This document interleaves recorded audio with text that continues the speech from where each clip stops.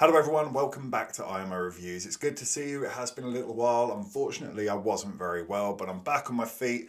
Do still have a little bit of a sore throat, unfortunately, so if it is a bit croaky, I do apologise. Where I haven't been well, unfortunately, the movies have stacked up, so we've got a movie review catch-up for you today. Starting with Freakier Friday. Freakier Friday is as lazy, generic, and as low effort as you think it's going to be. And to be brutally honest with you, I personally have never really cared for this story idea.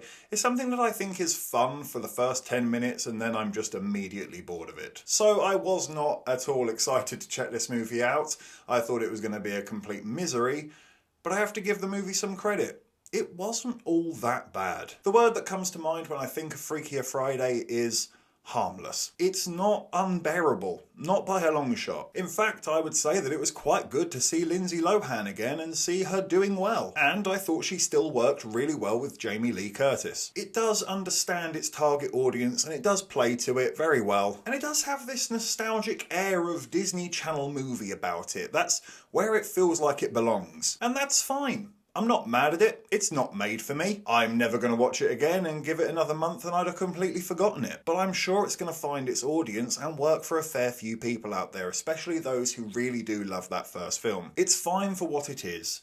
And what it is a very low effort and very late kids movie sequel. What more can you expect, really? I'm going to give Freakier Friday a 3 out of 10. Next up is The Bad Guys 2. I really liked the first movie, but unfortunately found this sequel to be a little bit dull, to be honest with you. Don't get me wrong, the cast is still really good, and I love the animation style. I think it's stunning. It's very unique, and I love the way it displays its fun action set pieces. And I gotta give it some credit, I do think the music was a lot better this time round compared to that first movie where it's quite childish and poppy. But I just found this movie to be very safe. I thought there was a real lack of character development here, which could have really given the movie a lot of depth and made these characters more intriguing and interesting. It doesn't feel different enough. It doesn't feel unique enough. It doesn't feel like there's much reason for this to exist except to cash in on the success of the first film. Yeah, this felt very rinse and repeat of that first movie. We literally go through the same moral dilemmas of the first movie. I know the franchise is aimed at younger audiences, but it felt like it just doesn't trust its audience to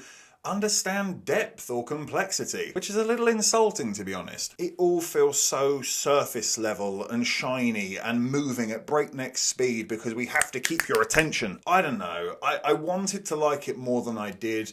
I don't think it's awful. I'm sure some people will have fun with it, but I just ultimately found it to be quite forgettable. I'm going to give The Bad Guys 2 a 5 out of 10. Next up is Nobody 2. I thought this was an interesting approach to a sequel. This film did have something new to offer. It did at least try to go down different avenues and explore different ideas and add some depth to these characters, all while sticking to the heart of what this franchise is. I don't think the story is better by any means. I do still prefer the first film. It does feel a bit sequel-y at times, if you know what I mean, where it still feels a little bit too repetitive and it's got one too many egregious callbacks that just don't need to be there. But I can't lie, I did have fun with this movie, and I think a lot of it comes from Bob Odenkirk. I think he just plays the role really well, where he almost seems tired of it and he can't be asked to do it. It's quite fun having to see him suffer through his own brilliance. And there are some nice comedic moments pitted throughout. The film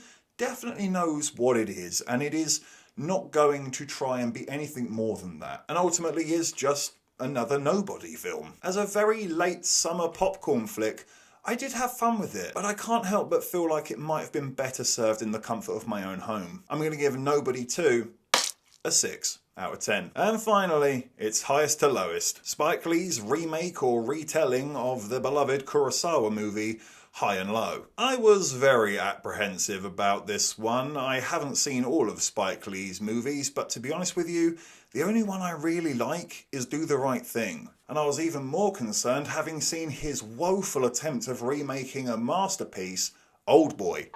It's hideous! He's not got the best track record when it comes to this. And now he's 2 for 2 because good God did this one stink. There's quite a few problems that I could start with, but I guess we'll start with the music, which is all over the damn place in this film. It is tonally jarring, irrelevant to the story that it's telling, and consistently playing in scenes that it does not need to be playing in, which consistently undercuts the severity of every single scene that it does it to, and constantly pulls you out of the movie because you are perplexed as to why this consistent elevator piano music is playing all the time, rather than letting the scene breathe and letting the actors pull you in with their interesting characters and dialogue. On that note, the performances are pretty damn bad the whole way round. They certainly aren't helped by the extremely poor dialogue, but ASAP Rocky, an actor you are not, sir. And unfortunately, I'm realising that in his old age, Denzel is just playing Denzel Washington now. His character is so poorly written, with minimal depth and exploration. He almost comes across as bipolar,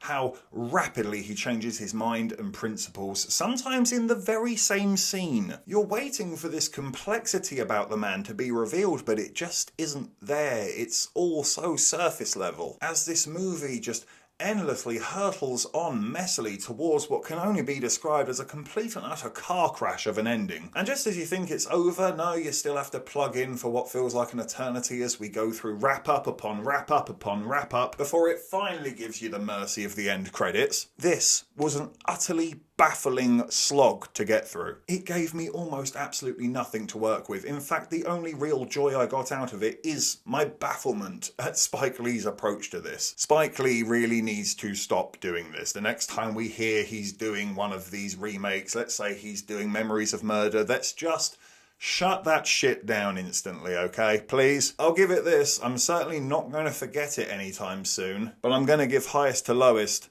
a 3 out of 10. Thank you for watching this review. Please be sure to hit that like button, hit the subscribe button if you haven't already, and please do hit the comment section as well. Have you seen any of the movies that we've discussed today? What did you think about them? Let me know in the comment section down below. And of course, if you haven't had enough of this crazy ginger, you can always click on these suggested videos right here and get yourself lost in an IMO wormhole. But if not, take care, and I look forward to seeing you on the next review.